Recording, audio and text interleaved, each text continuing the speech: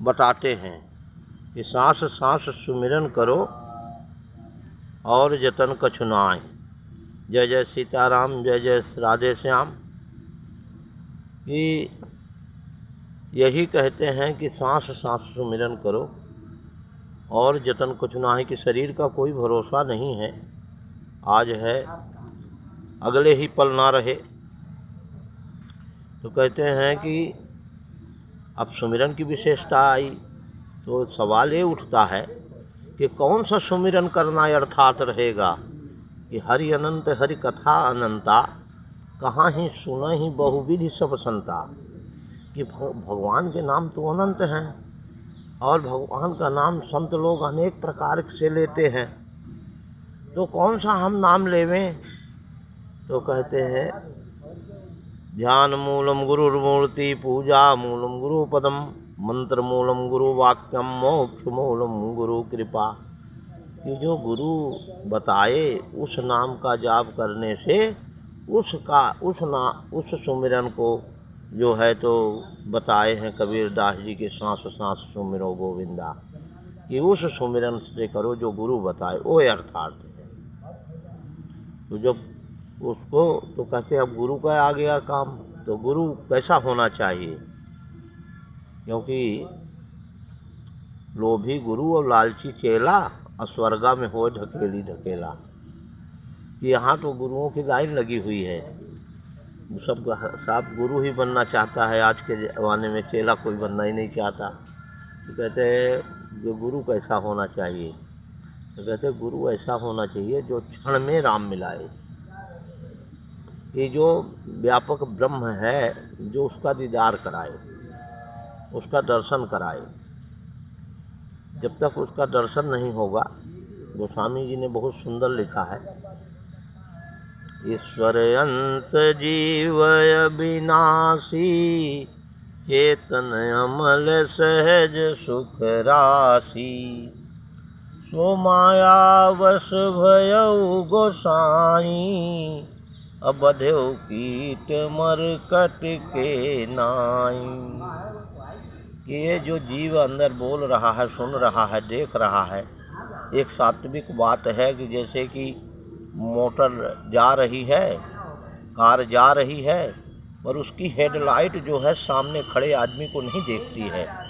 उसी प्रकार ये जो मनुष्य 5 तत्व का भौतिक शरीर है, जो ये आँखें हैं ये नहीं देख पाती हैं ईश्वर को। तो उसके लिए तो जो है तो ये, जबकि उसी का अंश है परमात्मा का, जो बोल रहा है, सुन रहा है, जो देख रहा है। क्योंकि जब आत्मा निकल जाती है तो शरीर में ये सारी सुविधाएं रहती हैं, फिर भी लोग जगाते हैं, लोग बिलखते हैं, रोते हैं। फिर एक अक्षर भी किसी को नहीं बोल पाता कि चुप हो जाओ, क्यों रो रहे हो, मेरी शरीर तो यहीं पर मौजूद है ना। लेकिन इस शरीर का कीमत उस टाइम में नहीं रहता है, क्योंकि जब समा निकल गई तो फिर कोई मतलब नहीं रह गया। तो इसी के लिए संतों ने घड़ी घड़ी चेताया कि गुरु का होना जरूरी है, एक आध्यात्मिक गुरु का होना जरूरी है। तभी गोस्वामी जी ने कह रहे हैं कि ईश्वर अंश जीव अविनाशी। कि जीव अविनाशी है, चेतन है, अमल है, और मनुष्य का जीवन जो है ना, बहुत सुखों की खान बता दिए। अब लोग कहे कि बाबा जी बताओ, जब ये सुखों की खान है तो इसके बारे में बताओ। तो कहते हैं कि ये जितना मनुष्य हैं तो कोई सुखी नहीं है, सबके चेहरे लटके हुए हैं, सब दुखी हैं। और आपने तो लिख दिया कि ये ईश्वर का अंश है, चेतन योनि में है, और चेतन अमल करने वाला है, और सुखों की खान है। लेकिन ये तो सब दुखी के दुखी दिखाई देते हैं, इनके चेहरे में तो सुख झलकता ही नहीं। तो बाबा जी ने आगे चौपाई लिखा, गोस्वामी जी ने, सो माया बस भयो गोसाई, बधेव कीट मरकट के नाई।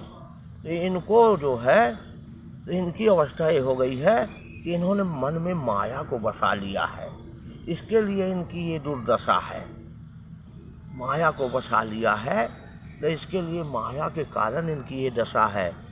मरकट और कीट मरकट के नाई। ये मरकट माने बंदर। बंदर की क्या अवस्था है कि शक्करे मुंह के बर्तन में, शक्करे मुंह के बर्तन में चना डाल के रख दो, वो सीधा करके हाथ डाल देगा। लेकिन जब वहाँ अंदर जाके मुट्ठी भर चना ले लेगा तो मुट्ठी भर चना ले लेगा, लेकिन वो जो है मुट्ठी भर चना ले लेगा, और जो है जब मुट्ठी बन गई, अब सकरे मुंह के बर्तन से मुट्ठी बाहर आ नहीं रही है। लेकिन बंदर की अवस्था है कि हाथ भले ही कट जाए लेकिन वो हाथ खोल नहीं सकता, मुट्ठी खोल नहीं सकता। इसके लिए उसकी ये जो है तो इसी प्रकार जैसा बंदर मुट्ठी नहीं खोल सकता, उसी प्रकार मन में बसी माया, इंसान जो मन में माया बसा रखा है, यही सबसे बड़ी दुखदाई है। माया से रचित ये 5 तत्व से बना भौतिक शरीर, माया से ही उपभोग करना है, माया का ही उपयोग करके जीवन जीना है। लेकिन मन में नहीं बसाना है, मन में हरि को बसाना है, तभी भक्ति सुदृढ़ होगी, तभी जो है तो हम भक्ति के रास्ते पे चल पाएंगे। कि मन में हरि को बसा ले बंदे, कि जब मन में हरि बस जाता है तब वो आनंद, तब वो सुखों की खान बन पाता है। बाकी दौलत तो जिसके पास जितनी है उतना ही उसको कम पड़ जाता है, धन जितना आता है उतना ही कम पड़ जाता है। इंसान को कमी लगी ही रहती है, लेकिन कहते हैं ना, गोधन गाज धन और रतन धन खान, जब मिल जाए संतोष धन सब धन धूल समान। ये जो है जब तक संतोष धन की प्राप्ति नहीं होती, और संतोष धन की प्राप्ति कहाँ से होती है? जब पूरा का पूरा गुरु मिले और इस ब्रह्म का दीदार कराने वाला मिले, तब मन शांत होता है। क्योंकि आत्मा परमात्मा का जब मिलन होता है तो पति का पावन परमात्मा से मिलके आत्मा आनंदित होती है, और आत्मा से ही जुड़ा हुआ ये मन शांत हो जाता है। तब इसमें शांति और संतोष का अंश जन्म लेता है, तभी जा करके जो है तो शांत होता है। फिर इसकी माया वाली दौड़ बंद हो जाती है, फिर ये जानकार हो जाता है कि हमारा जो जीवन मिला है तो वो काहे के लिए मिला है। हमारा जो जीवन मिला है, हमारा जो ये शरीर मिला है, भक्ति करने के लिए मिला है, सुविधा का धाम है। कहते हैं बड़े भाग्य मानुष तन पावा, सुर दुर्लभ सत ग्रंथ निगावा। ये सभी ग्रंथों में इस बात को लिखा है कि जो है बड़े भाग्य से मनुष्य का जन्म मिलता है। तो काहे के लिए कहें बड़े भाग्य से पाया और कौड़ी के बदले गवा दिया, कि धन के चक्कर में, माया के चक्कर में इस अनमोलक चोला को गंवा दिया और सांसें बेकार कर ली, और जो समय मिला था भक्ति करने के लिए, ईश्वर को जानने के लिए, उस समय को नाहक में ही बिगाड़ दिया। और तू सारा काम करते हुए ईश्वर को जानने की कोशिश ना की, ईश्वर की पहचान करने की कोशिश ना की, उसको खोजा नहीं, और जब खोजा नहीं तो ऐसे ही जन्म आया और जो है कौड़ी के बदले गंवा दिया। महल बनाने के चक्कर में कि महल ही बनाते रहा, और माया का तो कोई छोर है नहीं, जितना भी माया आवे उतना ही प्लान बनता चला जाएगा कि हमको ये करना है, वो करना है, वो करना है। और ऐसे ही करते करते जितना ही माया आया, जितना ही धन आया, उससे तू योजना बनाते ही रह गया कि आज नहीं कल भक्ति करेंगे, आज नहीं कल भक्ति करेंगे, और होते होते समय चूक गया। कहें आगे दिन पीछे गयो, गुरु को कियो न मीत, अब पछताते होते हैं जब चिड़िया चुग गई खेत। जब समय चला गया, अंतिम सांस लेने लगा, तब उसको समझ में आया कि जब तक हमारे पास में शरीर अच्छा मजबूत था, जब अच्छा समय था, तो हम भी भक्ति कर लेते, भगवान की खोज कर लेते, और उस ब्रह्म जगत के जगदीश से अपना नाता जोड़ लेते, तो हमारा भी जीवन सफल हो जाता। हम भी जो है वो आना जाना हमारा ख़त्म हो जाता। ये जो योनि चक्र है, इससे ना आकर के हम मुक्ति के लिए जो है ये साधन मिला था कि चिति जल पावक गगन समीरा, पंचरचित अधम शरीरा। तो ये 5 तत्वों से तो रचना हुई। तो क्या कहते हैं, सुविधा धाम मोक्ष कर द्वारा, अपाय जहाँ पर लोक संभारा।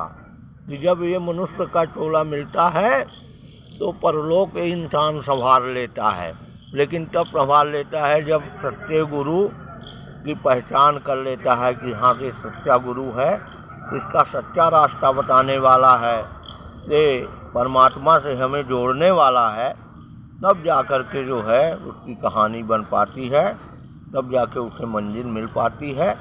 और जब तक गुरु साचा नहीं मिला तब तक सारी आशा झूठी है।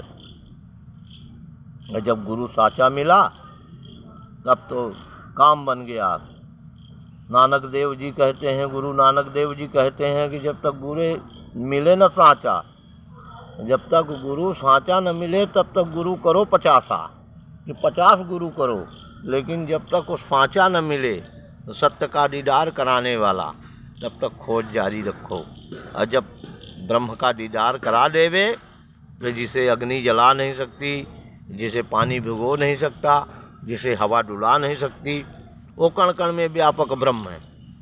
जब उसका ऐसे ब्रह्म का दीदार करा देवे जिसे प्रकृतियों का भय ना हो, जैसे परमात्मा के बारे में कहा गया है कि वो अभेद है, वो अकाठ है, कि यानी उसका तीरों से भेदन नहीं कर सकते, उसको जो है तलवारों से काटा नहीं जा सकता, वो अकाठ है, अखंड है, अछूत है, हाथों से छुआ नहीं जा सकता, नैनों से देखा नहीं जा सकता, अखंड है, अछूत है, अभेद है, अखंड, कहीं खंडित नहीं है कि यहाँ है और वहाँ नहीं है, सब जगह एक समान रूप से हरि व्यापक सर्वस्त्र समाना, अप्रेम से प्रकट होत मैं जाना।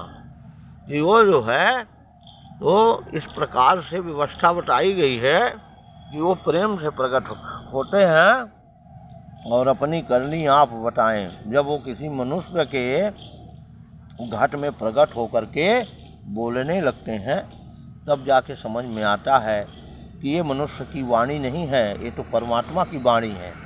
क्योंकि जिसके हृदय में परमात्मा प्रवेश कर जाते हैं तो सारी, उसका शरीर भी मजबूत है फिर भी अहंकार नहीं है, उसके पास धन का अंबार है फिर भी उसे अहंकार नहीं है, उसके पास ज्ञान का भंडार है फिर भी उसे अहंकार नहीं है।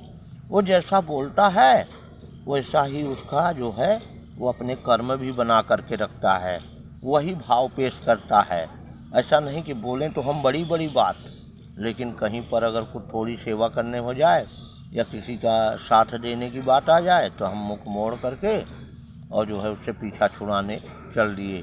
तो कहते हैं ये जो है तो ये तो क्या कहते हैं, ये कटुतापूर्ण व्यवहार है। ऐसा व्यवहार करने वाला तो खाली बोल भी नहीं सकता, वो खुद ही भगवान से नहीं जुड़ सकता तो क्या जोड़ेगा। इस प्रकार से जय श्री राधे, जय जय सीताराम।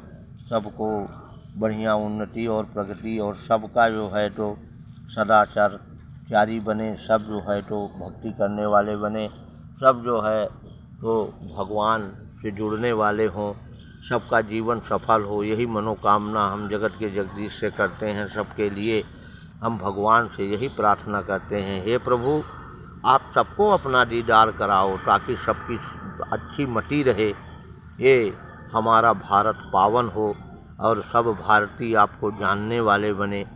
ऐसी आप कृपा करो, दया करो कि सबका जीवन सुंदर बने और भक्ति से परिपूर्ण रहे। बोलिए जय जय सीताराम, जय श्री राधे, सच्चिदानंद भगवान की जय।